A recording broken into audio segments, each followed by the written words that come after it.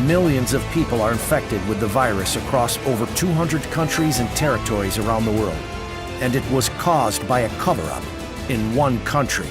They threatened the doctors, tortured the doctors, made the doctors shut up. They tried to cover up the outbreak. They lied to the world. In the very end, we can't control anymore. They need blood to fuel the CCP tumor, and that blood is dollars. Wall Street is indeed helping the CCP and strengthening it.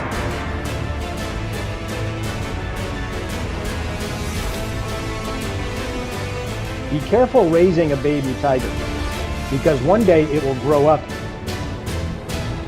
and eat you.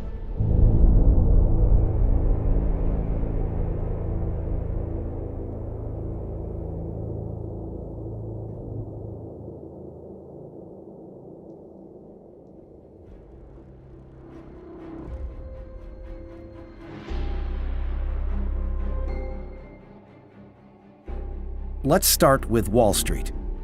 The CCP virus began to spread in New York in early March, yet Wall Street did not shut down. Even into April, some J.P. Morgan Chase traders in New York were required to work despite the pandemic, and despite an outbreak at their offices. One manager-director on the 5th floor developed symptoms on March 9th and subsequently tested positive. In the following 3 weeks, about 20 employees were infected with the CCP virus, and 65 others were quarantined. J.P. Morgan Chase is an old friend of the CCP. In 1973, Chase Manhattan was the first American bank to act as an agent of the Bank of China in the United States. 6 years before the two countries established formal diplomatic relations. Led by J.P. Morgan Chase, Wall Street has channeled huge amounts of money to the CCP over the past 40 years. J.P. Morgan Chase launched the Sons and Daughters hiring program in 2006, hiring about 100 children of powerful Chinese officials to help the bank win billions in business contracts with China. The large Wall Street banks and other large American in-name-only companies were more interested in making as much money as they could by trading with a mortal enemy than in abiding by American laws and American standards and upholding American values. I'm sure if you dug around and looked around, you'd find that J.P. Morgan wasn't alone in that kind of practice. J.P. Morgan Chase later admitted the Sons and Daughters program violated the U.S. Foreign Corrupt Practices Act, FCPA, and it paid more than $200 million in settlements to avoid further investigation and prosecution. Through the exchange of benefits, the Western companies get special treatment from the parents of the second generation of Reds. In return, they are plainly using their power for money. Western values have had little influence on the CCP, while many Westerners have learned the values and bad behaviors of the CCP. Jamie Dimon, CEO of J.P. Morgan Chase, is the chairman of a powerful lobby, Business Roundtable. Dimon strongly opposed increasing tariffs on Chinese products in 2018 when the White House imposed measures amid the trade war. The measures were aimed at stopping the CCP's trade practices that undermine the global trade order. We should try to be friendly and understand their problems. Dimon is not alone. The elites on Wall Street have frequently lobbied for Beijing and Washington over the past few decades.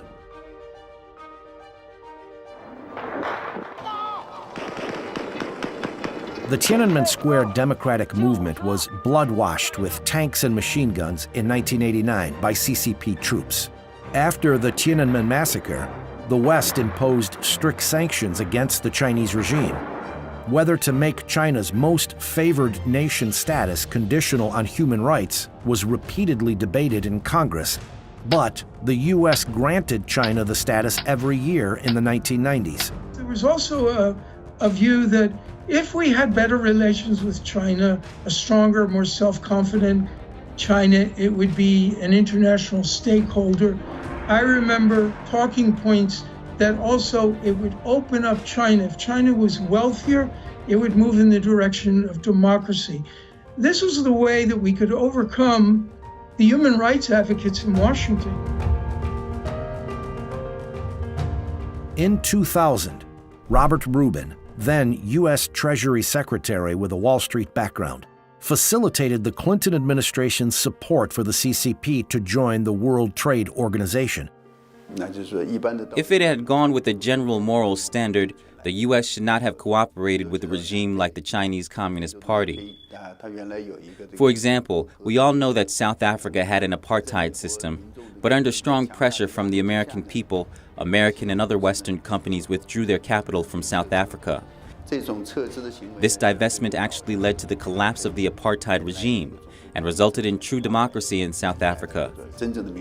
Now, American companies are obviously less concerned about human rights issues in China. It is lower tariffs on a permanent basis rather than on an annual basis contingent on its making progress in human rights.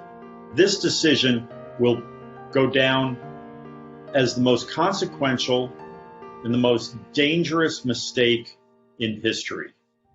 This resulted in a transfer of wealth from the United States and from Western industrial democracies to the communist tyranny.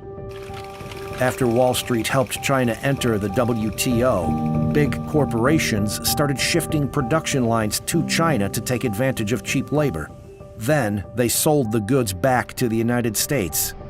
This caused the U.S. trade deficit with China to rapidly increase from $83 billion in 2001 to nearly $420 billion in 2018. Meanwhile, the United States lost 3.7 million jobs. 75% of them were in manufacturing.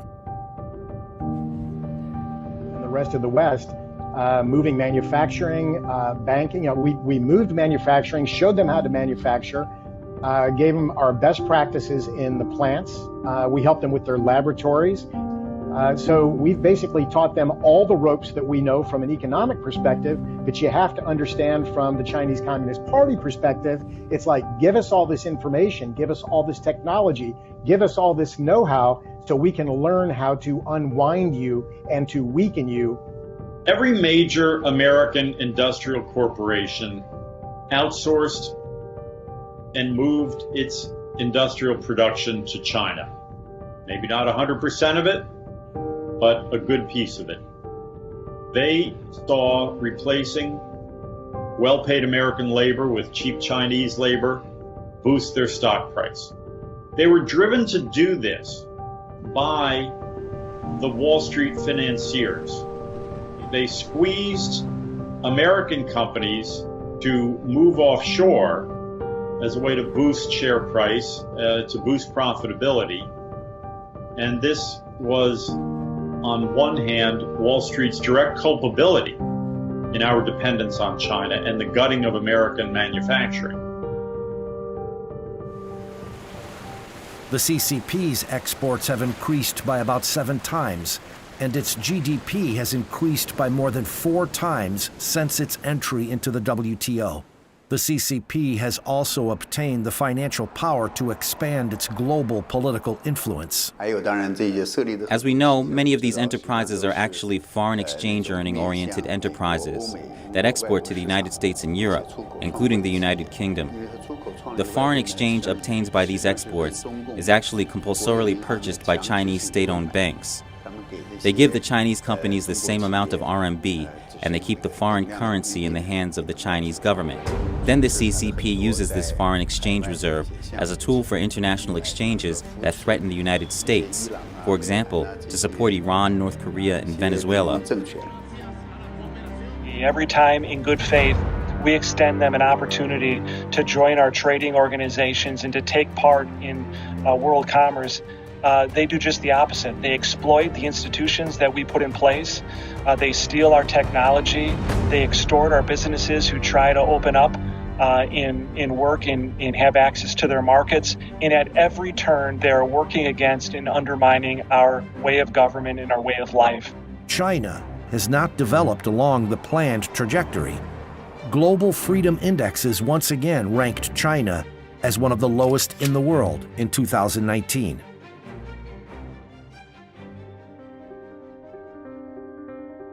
Wall Street helped the first Chinese company, state-owned Brilliance Auto, get listed on the New York Stock Exchange in October 1992, 3 years after the Tiananmen Square massacre. Soon, companies from mainland China came to America one after another. As of February 25, 2019, there were over 150 Chinese companies listed on U.S. exchanges with a total market capitalization of $1.2 trillion. The top 3 are Alibaba, followed by 2 energy companies directly owned by the communist regime, PetroChina and China Petroleum and Chemical. Remember, any Chinese company is controlled and completely controlled by the Chinese Communist Party. Companies are not owned by investors and run by board of directors in China. The CCP absolutely controls it, and the larger the company, the more CCP / executives are controlling that company. And as China grew more wealthy, and they started to develop their own indigenous companies and own indigenous industries, they turned to the Wall Street investment banks like Goldman Sachs and others to be listed on American stock exchanges. There was a problem there in that these Chinese companies don't play by the same rules that American companies play by. They don't open their books. China does not allow U.S. regulators to audit its companies' books. The Chinese government claims these are state secrets and thus cannot be shared with the outside world. This exposes American investors to unprecedented risks. In 2015, George Vlahas, an 84-year-old retired educator from Massachusetts, pleaded with Xi Jinping, who was about to visit the United States, and asked him to give a little hope to investors in America who have suffered losses. Vlahas purchased Sino Clean Energy stock, which was delisted by NASDAQ due to filing delays for its quarterly report with the Securities Exchange Commission. As a result, Sino Energy's share price fell from a 2010 high of $10 to 5 cents in 2015. Vlahas lost hundreds of thousands of dollars. He said that if he doesn't get his money back, he will leave the world with unforgivable crimes, forcing his 76-year-old wife to seek low-income assistance, all because he believed these companies. I was told literally by one particular member of Congress, he said, you know who was sitting in that seat yesterday, in your very seat, telling me why Chinese companies don't need to be adhering to the same standards as U.S. companies? I said, who? He said, the head of the Chinese Securities Regulatory Commission, the CSRC, the Chinese version of the SEC. He was lobbying U.S. Congress members, sitting in their offices, explaining to them that it's a national secret, that every person and every audit within any Chinese SOE is a state secret and therefore it can't be audited. When a Wall Street investment bank advises a Chinese company for its public offering, the bank earns a 3% to 7% underwriting fee on all funds raised. The bank is then responsible for conducting due diligent investigations into the financial records of these Chinese companies. However, disasters happen frequently. Luckin Coffee, China's largest coffee chain, admitted on April 2, 2020, that 40% of its 2019 sales were fabricated. Luckin had been listed on NASDAQ for less than a year. The next day, Luckin Coffee's share fell by 80%, and investors suffered heavy losses. Underwriters of Luckin include Morgan Stanley. From 2011 to 2012, over 50 Chinese companies listed in the United States were suspended or delisted due to financial fraud or non-compliance with trading rules. Actually, almost all Chinese companies have 2 accounting books. It is quite rampant to keep fake accounts in China today. It happens almost everywhere in China. It is so common that I think all Western companies operating in China know about it. And everyone's going to live by the same rule of law. If we did that, 95% of Chinese companies couldn't be listed here, maybe 99%. Wall Street companies, banks, Big Four, other management consulting companies were complicit in the run-up of the Chinese Communist Party. Wall Street has been pushing capital continuously into China's stock and bond markets, in addition to helping Chinese companies get listed on the U.S. stock exchanges. J.P. Morgan Chase also included CCP government bonds into the J.P. Morgan GBI-EM Global Diversified Index on February 28, 2020. According to Goldman Sachs calculations, the inclusion could funnel $3 billion in foreign capital into the Chinese bond market every month. A Bloomberg Barclays index started including domestic Chinese bonds, and some of MSCI's indexes increased the weighting of Chinese domestic stocks. These indexes are tracked by asset managers around the globe, who they seek to replicate the benchmark's holdings. This would draw hundreds of billions of dollars into Chinese financial markets. We also know that the Chinese Communist government has constantly exerted pressure on MSCI to increase the weight of Chinese enterprises. The Chinese Communist Party uses this to create the illusion that China's economy is thriving.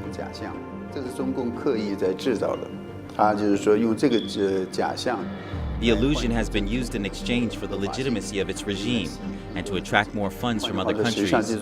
In other words, in fact, these index companies are unknowingly, passively, and even actively participating in the CCP's deception of the world.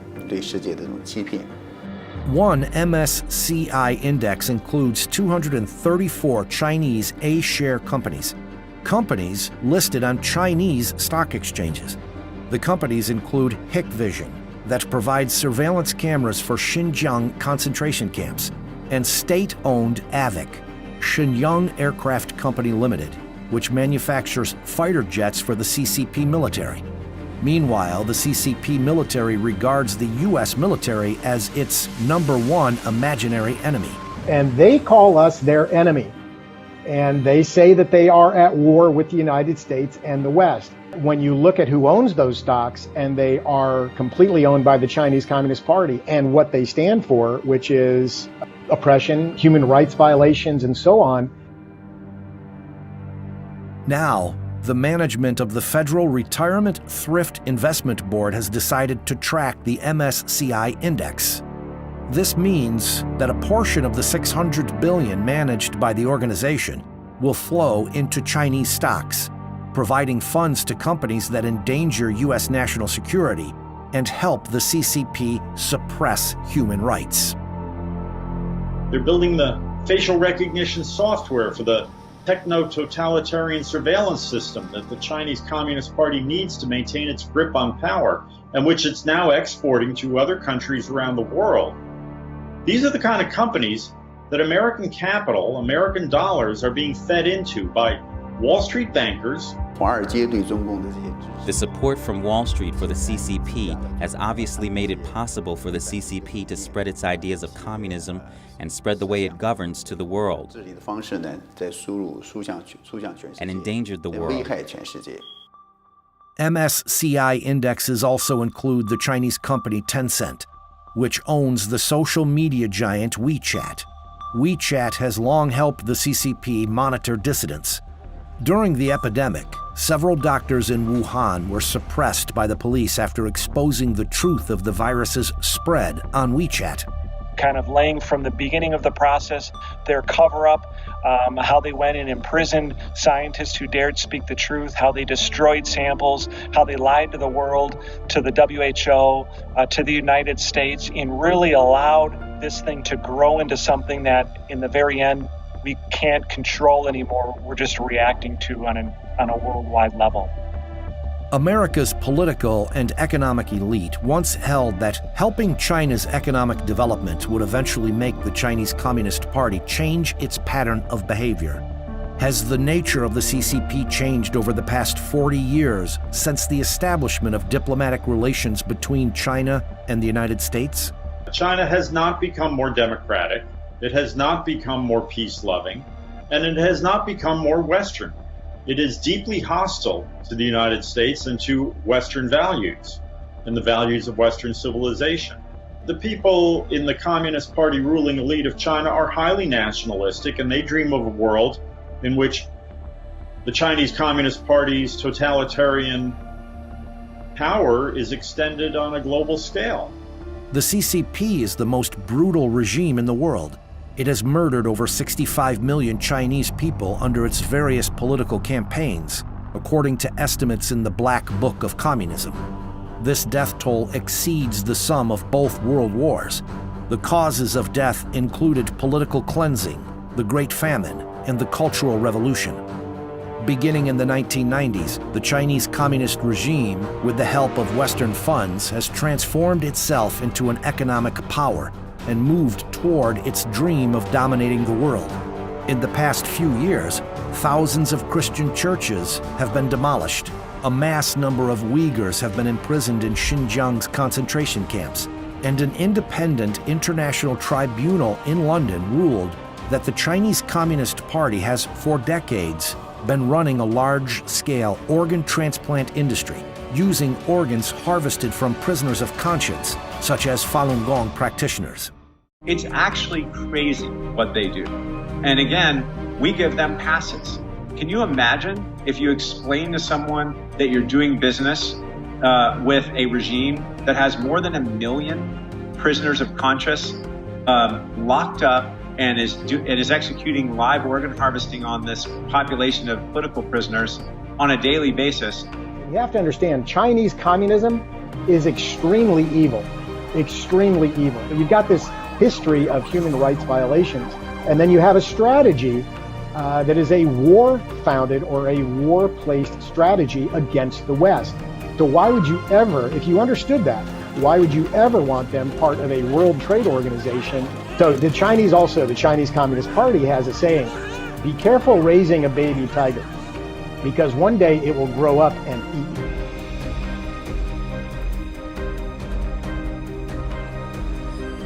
you. We have to realize that the Chinese Communist Party exists on a steady flow of US dollars. Its own currency is akin to toilet paper. It can't be traded on international exchanges. It has no value. They survive and thrive on a constant influx of American dollars. The CCP covered up the truth at the beginning of the epidemic. As a result, about 5 million people left Wuhan before the city was locked down on January 23rd. About 60,000 of that 5 million went to 382 cities around the world. At least 834 ended up testing positive for the virus, resulting in the global disaster. Coronavirus pandemic is already... Preliminary data shows that as of early May, more than 1 million people have tested positive in the United States, and more than 70,000 people have died. The deaths caused by the CCP virus is several times greater than the total deaths in Pearl Harbor and 9/11 combined. New York has become the hardest hit in the United States, with more than 300,000 confirmed cases and more than 20,000 deaths. The CCP virus has infected the entire world, and the root cause is the infectious nature of the Chinese Communist Party itself. To be free from the virus, you need to be clear that the party itself is poisonous and reject it. That the Chinese government is not trustworthy, they're not our friends, and one could deem them to be our mortal enemy. And at some point in time, I think Wall Street's view is going to have to change, and I think it's happening now. And it's really an awakening for everyone who's not familiar with the CCP in the past. They're certainly familiar with the CCP current day. At the Federal Hall National Memorial in Manhattan, across the street from the New York Stock Exchange, the statue of President Washington gazes at this wonderful land of wealth at his feet. Over 200 years ago, when President Washington took the oath of office here, he stated that the foundations of our national policy will be laid in the pure and immutable principles of private morality.